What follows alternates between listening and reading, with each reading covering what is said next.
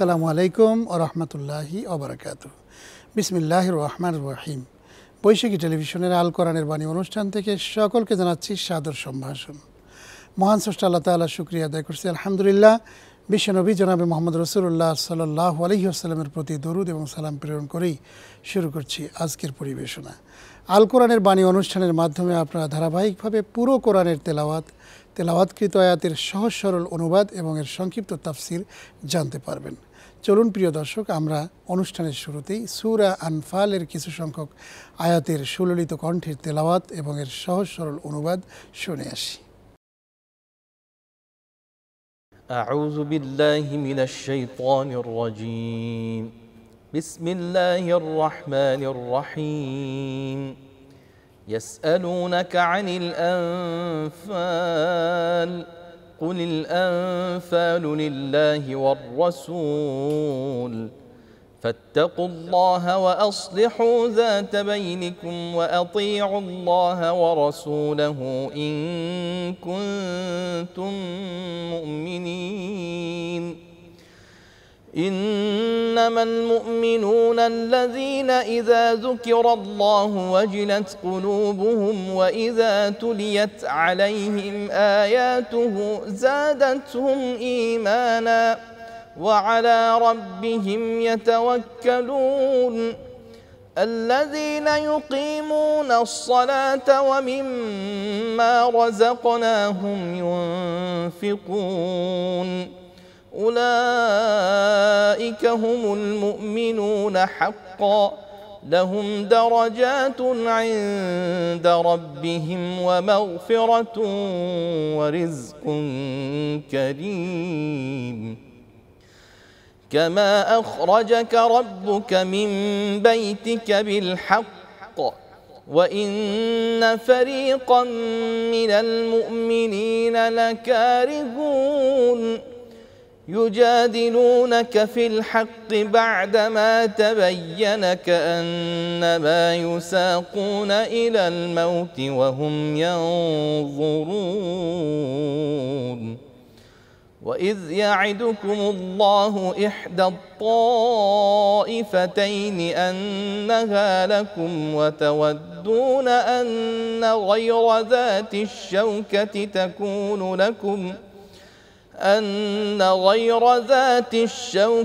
تكون لكم ويريد الله أن يحق الحق بكلماته ويقطع دابر الكافرين ليحق الحق ويبطل الباطل ولو كره المجرمون إذ تستغيثون ربكم فاستجاب لكم أني ممدكم بألف من الملائكة مردفين রহমান রহিম আল্লাহ তাআলার নামে। হে মুহাম্মদ, লোকেরা তোমার কাছে যুদ্ধলব্ধ ও যুদ্ধে পরিত্যক্ত অতিরিক্ত মাল সামান সম্পর্কে আল্লাহ তাআলার হুকুম জানতে চাচ্ছে। তুমি তাদের বলো, এই অতিরিক্ত সম্পদ হচ্ছে মূলত আল্লাহ তাআলার জন্যে এবং তার রসুলের জন্যে। অতএব এ ব্যাপারে তোমরা আল্লাহ তাআলাকে ভয় করো এবং এ নির্দেশের আলোকে নিজেদের মধ্যকার বিষয়গুলো সংশোধন করে নাও। আল্লাহ তাআলা এবং তার রসুলের আনুগত্য করো যদি তোমরা সত্যিকার অর্থে মোমেন হও। আসলে মোমেন তো হচ্ছে সেই সব লোক যাদের আল্লাহ তাআলাকে স্মরণ করানো হলে তাদের হৃদয়ে কম্পিত হয়ে ওঠে এবং যখন তাদের সামনে তার আয়াতসমূহ তেলাওয়াত করা হয় তখন তাদের ঈমান বৃদ্ধি পায় এবং তারা সব সময় তাদের মালিকের উপর নির্ভর করে। যারা নামাজ প্রতিষ্ঠা করে এবং আমি তাদের যা কিছু অর্থ সম্পদ দান করেছি তা থেকে তারা আমারই পথে খরচ করে। মূলত এই গুণসম্পন্ন লোকগুলোই হচ্ছে সত্যিকার মোমেন। তাদের মালিকের কাছে তাদের জন্য বিপুল মর্যাদা, ক্ষমা ও সম্মানজনক জীবিকার ব্যবস্থা রয়েছে। সেভাবেই তোমাদের বের হওয়া উচিত ছিল, যেভাবে তোমার মালিক তোমাকে তোমার বাড়ি থেকে বের করে এনেছেন। অথচ তখনও মোমেনদের একদল লোক ছিল এ কাজে দারুণ অপছন্দকারী। সত্য তোমার কাছে প্রকাশিত হওয়ার পরেও এরা তোমার সাথে বিতর্কে লিপ্ত হচ্ছে। মনে হচ্ছিল তারা যেন দেখতে পাচ্ছিল ধীরে ধীরে তাদের মৃত্যুর দিকে ঠেলে দেয়া হচ্ছে। স্মরণ করো যখন আল্লাহ তাআলা তোমাদের প্রতিশ্রুতি দিচ্ছিলেন দুটি দলের মধ্যে একটি দল তোমাদের করায়ত্ত হবে। অবশ্য তোমরা তখন চাচ্ছিলে দুর্বল নিরস্ত্র দলটি তোমাদের করায়ত্ত হোক। অথচ আল্লাহ তাআলা তার কথা দ্বারা সত্য প্রতিষ্ঠিত করতে চাচ্ছিলেন এবং এর মাঝ দিয়ে তিনি কাফেরদের শেকড় কেটে তাদের নির্মূল করে দিতে চেয়েছিলেন। এর উদ্দেশ্য ছিল সত্যকে যেন তার সত্য দিয়ে প্রতিষ্ঠিত করা যায় এবং বাতিলকে যাতে করে বাতিলের মতোই নির্মূল করা যায়, যদিও পাপিষ্ঠরা একে পছন্দ করেনি। আরও স্মরণ করো, যখন তোমরা তোমাদের মালিকের কাছে ফরিয়াদ পেশ করছিলে, অতঃপর তিনি তোমাদের ফরিয়াদ কবুল করেছিলেন এবং বলেছিলেন, হ্যাঁ, আমি তোমাদের এই যুদ্ধের ময়দানে পরপর 1000 ফেরেশতা পাঠিয়ে সাহায্য করব। وما جعله الله إلا بشرى ولتطمئن به قلوبكم وما النصر إلا من عند الله إن الله عزيز حكيم إذ يغشيكم النعاس أمنة منه وينزل عليكم من السماء ماء ليطهركم به ويذهب عنكم رجز الشيطان وليربط على قلوبكم ويثبت به الأقدام إذ يوحي ربك إلى الملائكة أني معكم فثبتوا الذين آمنوا سألقي في قلوب الذين كفروا الرعب فاضربوا فوق الأعناق واضربوا منهم كل بنان ذلك بأنهم شاقوا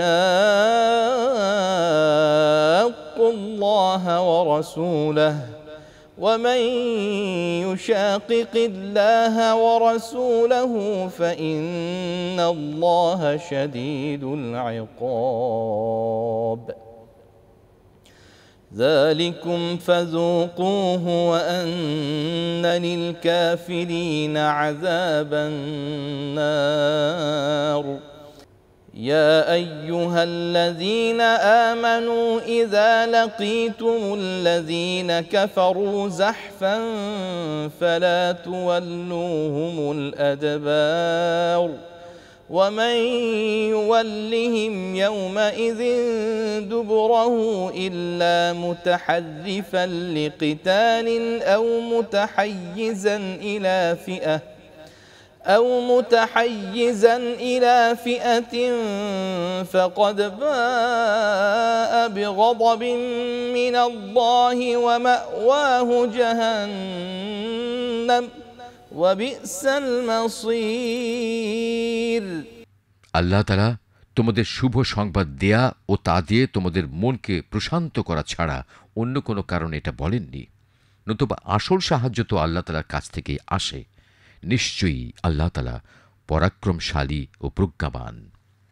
আরও স্মরণ করো, যখন তিনি আল্লাহ তাআলা তার নিজের পক্ষ থেকে তোমাদের নিরাপত্তা ও স্বস্তির জন্যে তোমাদের তন্দ্রায় আচ্ছন্ন করে দিয়েছেন এবং তোমাদের উপর তিনি আকাশ থেকে বৃষ্টির পানি নাজিল করেছেন, যেন এই পানি দ্বারা তিনি তোমাদের ধুয়ে পাক সাফ করতে পারেন, তোমাদের মন থেকে যেন শয়তানের অপবিত্রতা দূর করতে পারেন, তোমাদের মনে সাহস বৃদ্ধি করতে পারেন। সর্বোপরি যুদ্ধের ময়দানে তিনি এর মাধ্যমে তোমাদের কদম মজবুত করতে পারেন। তাও স্মরণ করো, যখন তোমার মালিক ফেরেশতাদের কাছে এই মর্মে ওহী পাঠালেন, আমি তোমাদের সাথেই আছি, অতএব তোমরা মোমেনদের সাহস দাও, তাদের কদম অবিচল রাখো। অচিরেই আমি কাফেরদের মনে দারুণ এক ভীতির সঞ্চার করে দেব। অতএব তোমরা তাদের ঘাড়ের উপর আঘাত হানো এবং তাদের হাড়ের প্রত্যেক জোড়ায় জোড়ায় আঘাত করো। এই কাজটা এই কারণে, এরা আল্লাহ ও তার রসুলের বিরুদ্ধে মোকাবেলায় নেমেছে, আর যারাই এভাবে আল্লাহ ও তার রসুলের বিরোধিতা করে তাদের জানা উচিত আল্লাহ তাআলা আযাব দানে অত্যন্ত কঠোর। হে কাফেররা, এ হচ্ছে তোমাদের যথার্থ পাওনা, অতঃপর ভালো করে তোমরা এর স্বাদ গ্রহণ করতে থাকো। কাফেরদের জন্য দোজখের ভয়াবহ আযাব তো রয়েছেই। হে মানুষ, যারা ঈমান এনেছ, তোমরা যখন যুদ্ধের ময়দানে কাফেরদের মুখোমুখি মোকাবেলা করবে, তখন কখনো পৃষ্ঠ প্রদর্শন করবে না, জেনে রেখো, এ যুদ্ধের দিন যে ব্যক্তি তার পৃষ্ঠ প্রদর্শন করবে সে অবশ্যই আল্লাহ তাআলার গজব অর্জন করবে। তবে যুদ্ধের কৌশল হিসেবে কিংবা নিজ বাহিনীর সাথে মিলিত হবার উদ্দেশ্য ছাড়া যদি কেউ এমনটি করে তাহলে তার আশ্রয়স্থল হবে জাহান্নাম, আর জাহান্নাম সত্যি নিকৃষ্ট জায়গা।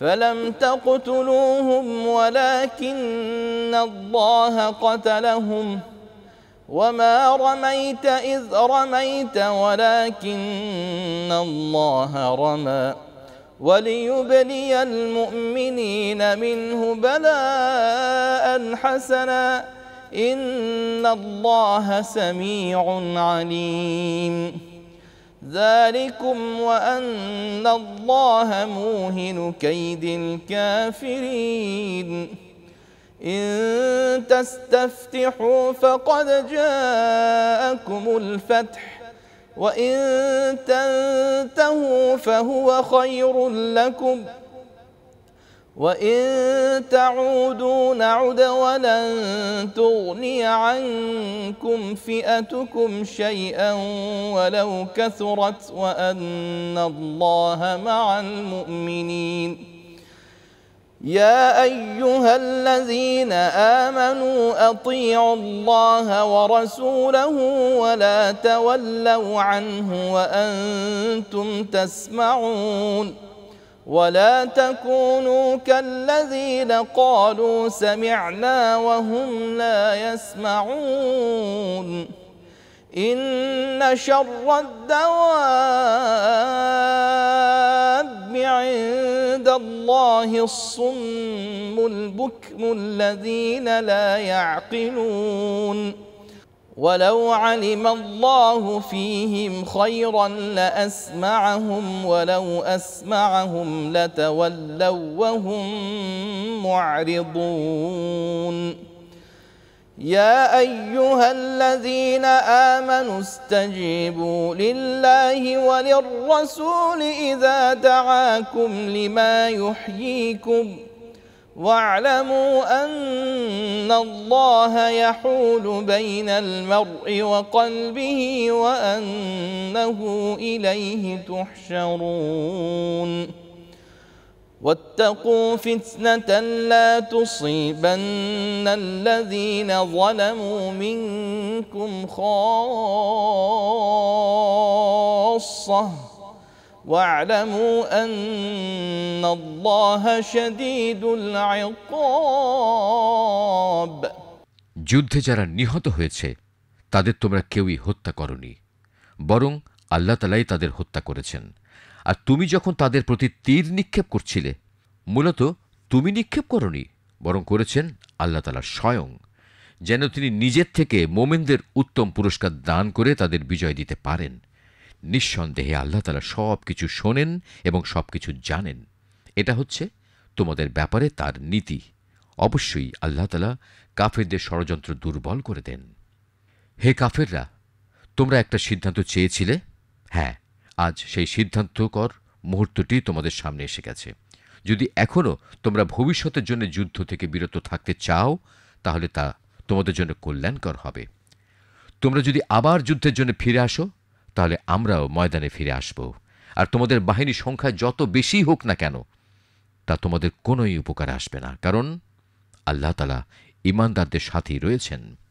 হে ঈমানদার লোকেরা, তোমরা আল্লাহ তাআলা ও তার রসুলের আনুগত্য করো, কখনো তার দিক থেকে মুখ ফিরিয়ে নিও না, বিশেষ করে যখন তোমরা সব কিছুই শুনতে পাচ্ছ। তোমরা তাদের মতো হও না যারা মুখে বলে হ্যাঁ আমরা নবীর কথা শুনলাম, কিন্তু তারা আসলে কিছুই শোনে না। আল্লাহ তাআলার কাছে তার সৃষ্টির নিকৃষ্টতম জীব হচ্ছে সেই বধির ও মূক মানুষগুলো যারা সত্য দিন সম্পর্কে কিছু বোঝে না। আল্লাহ তাআলা যদি জানতেন এদের ভেতর সামান্য কোনো ভালো গুণ অবশিষ্ট আছে তাহলে তিনি তাদের অবশ্যই হেদায়েতের কথা শোনাতেন। অবশ্য তিনি তাদের শোনালেও তারা তাকে উপেক্ষাই করত এবং অন্যদিকে ফিরে যেত। হে ঈমানদার লোকেরা, তোমরা আল্লাহ তাআলা ও তার রসুলের ডাকে সাড়া দাও যখন তিনি তোমাদের এমন কিছুর দিকে ডাকেন যা তোমাদের সত্যিকার অর্থে জীবন দান করবে। এ কথাটা জেনে রেখো, আল্লাহ তাআলা মানুষ ও তার হৃদয়ের মাঝামাঝি স্থানে অবস্থান গ্রহণ করেন। এটাও জেনে রেখো, তোমাদের সবাইকে তাঁর কাছে জড়ো করা হবে। তোমরা আল্লাহদ্রোহিতার সেই ফিতনা থেকে বেঁচে থাকো, যার শাস্তি যারা তোমাদের মধ্যে জালেম শুধু তাদের মধ্যেই সীমাবদ্ধ থাকবে না। আরও জেনে রাখো, আল্লাহ তাআলা অত্যন্ত কঠোর শাস্তি প্রদানকারী। واذكروا إذ أنتم قليل مستضعفون في الأرض تخافون أن يتخطفكم الناس فآواكم وأيدكم بنصره ورزقكم من الطيبات لعلكم تشكرون يا أيها الذين آمنوا لا تخونوا الله والرسول وتخونوا أماناتكم وأنتم تعلمون واعلموا أنما أموالكم وأولادكم فتنة وأن الله عنده أجر عظيم يا أيها الذين آمنوا إن تتقوا الله يجعل لكم فرقانا ويكفر عنكم سيئاتكم ويغفر لكم والله ذو الفضل العظيم وإذ يمكر بك الذين كفروا ليثبتوك أو يقتلوك أو يخرجوك ويمكرون ويمكر الله والله خير الماكرين وإذا تتلى عليهم آياتنا قالوا قد سمعنا لو نشاء لقلنا مثل هذا إن هذا إلا أساطير الأولين وإذ قالوا اللهم إن كان هذا هو الحق من عندك فأمطر علينا حجارة من السماء أو ائتنا بعذاب أليم وما كان الله ليعذبهم وأنت فيهم وما كان الله معذبهم وهم يستغفرون স্মরণ করো যখন তোমরা সংখ্যায় ছিলে নিতান্ত কম, এই জমিনে তোমাদের অত্যন্ত দুর্বল মনে করা হতো। তোমরা সর্বদাই এই ভয়ে আতঙ্কিত থাকতে কখন অন্য মানুষরা তোমাদের উপর চড়াও হবে।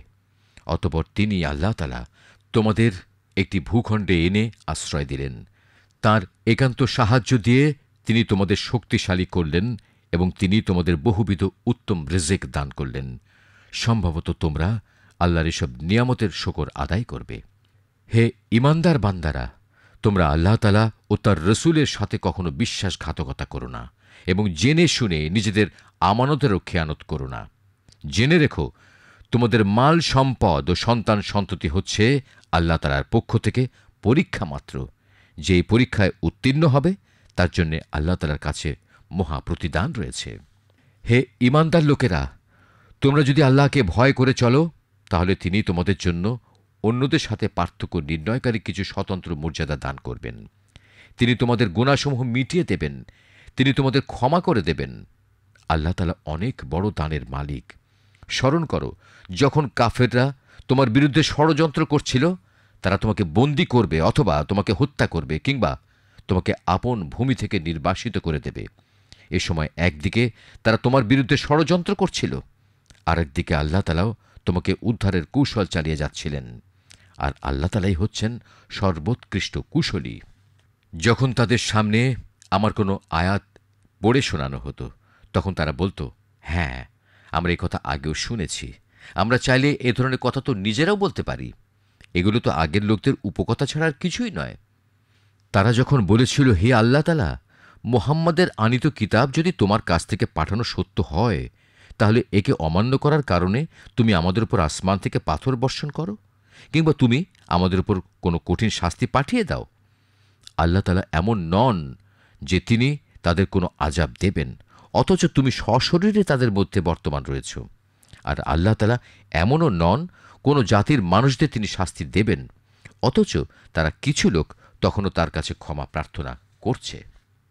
وما لهم ألا يعذبهم الله وهم يصدون عن المسجد الحرام وما كانوا أولياءه إن أولياؤه إلا المتقون ولكن أكثرهم لا يعلمون وما كان صلاتهم عند البيت إلا مكاء وتصدية فذوقوا العذاب بما كنتم تكفرون إن الذين كفروا ينفقون أموالهم ليصدوا عن سبيل الله فسينفقونها ثم تكون عليهم حسرة ثم يغلبون والذين كفروا إلى جهنم يحشرون ليميز الله الخبيث من الطيب ويجعل الخبيث بعضه على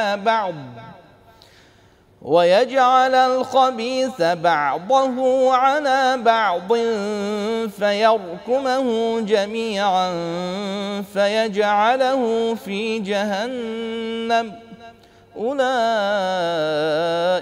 هم الخاسرون قل للذين كفروا إن ينتهوا يغفر لهم ما قد سلف وإن يعودوا فقد مضت سنة الأولين وقاتلوهم حتى لا تكون فتنة ويكون الدين كله لله فإن انتهوا فإن الله بما يعملون بصير وإن تولوا فاعلموا أن الله مولاكم نعم المولى ونعم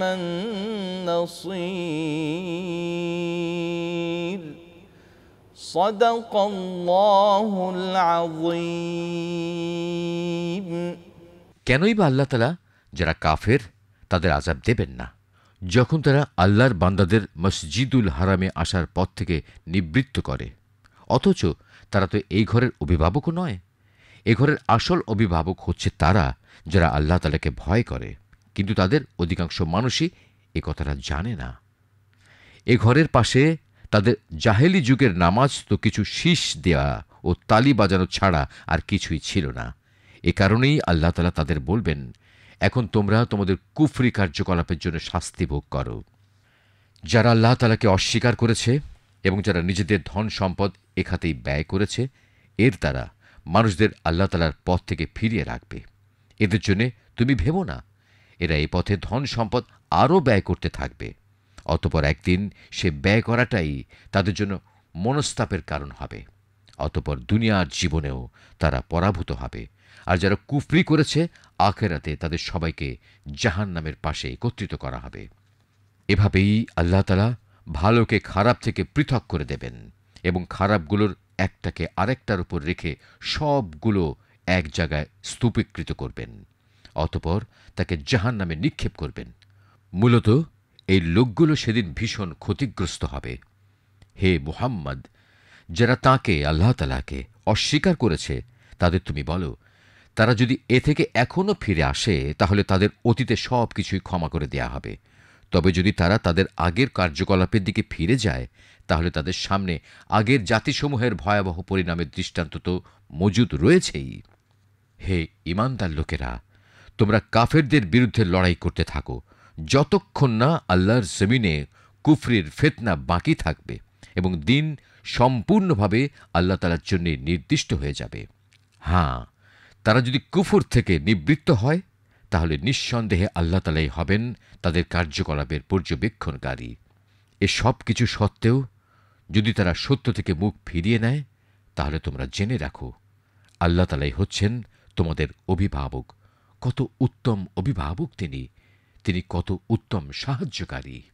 সূরা আনফালের কিছু সংখ্যক আয়াতের তেলাওয়াত এবং এর সহজ সরল অনুবাদ শুনলাম। এবারে আমন্ত্রিত অতিথি জনাব শায়েখ আহমদুল্লাহর কাছ থেকে তাফসির শুনব। চলুন প্রিয় দর্শক, আমরা শায়েখ আহমদুল্লাহর কাছে চলে যাই তাফসির শোনার জন্য। শায়েখ আহমদুল্লাহ, আপনাকে স্বাগত জানাচ্ছি আমাদের আজকের তাফসিরে। ধন্যবাদ আপনাকে।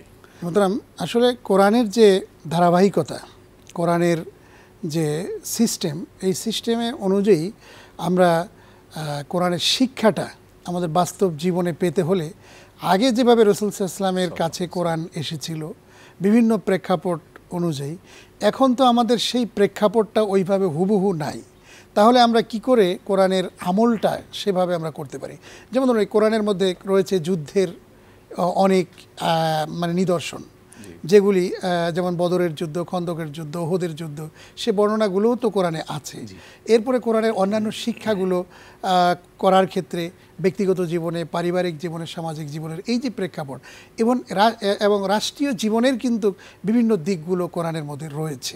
তো সেই দিকগুলো যদি আপনি একটু তুলে ধরেন যে আসলে আমরা কিভাবে কোরআনটা আমল করব, শুনবো, এবং কোরআনের ব্যাখ্যা বিশ্লেষণগুলো আমরা কিভাবে পালন করতে পারি। ধন্যবাদ আপনাকে। আপনি ঠিকই বলেছেন যে কোরআন নাজিল যখন হয়েছে বিভিন্ন প্রেক্ষাপটে নাজিল হয়েছিল। আজ আমরা বিভিন্ন পরিস্থিতিতে আল্লাহ সুবহানাহু ওয়া তাআলার নির্দেশ আমাদের প্রয়োজন হয় বা আল্লাহর নির্দেশনার আমরা মুখাপেক্ষী হই।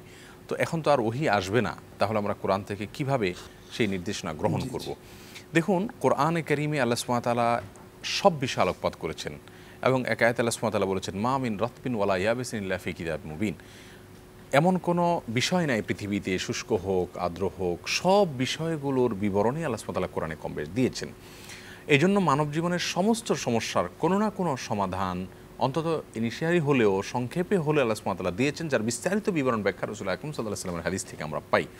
যার কারণে নবী আলাইহিস সালামের যুগে কোন প্রেক্ষাপটে তিনি কী করেছেন বা কী নির্দেশ এসেছে, সেটাই শুধুমাত্র আমাদেরটার সাথে মেলাতে হবে, যে আমাদের প্রেক্ষাপটের সাথে কোনটা মিলে সেটাকে আমরা ধারণ করে গ্রহণ করে সামনে চলতে হবে।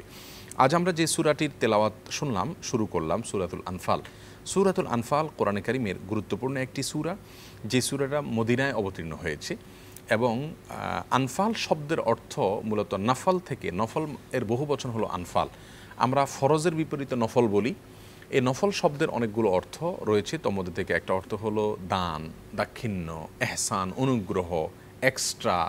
যেহেতু ফরজ এর বাইরে কেউ যদি নফল করে তাহলে এটা এক্সট্রা হয়, এটা তার তরফ থেকে হয়, সেজন্য এটাকে নফল বলা হয়।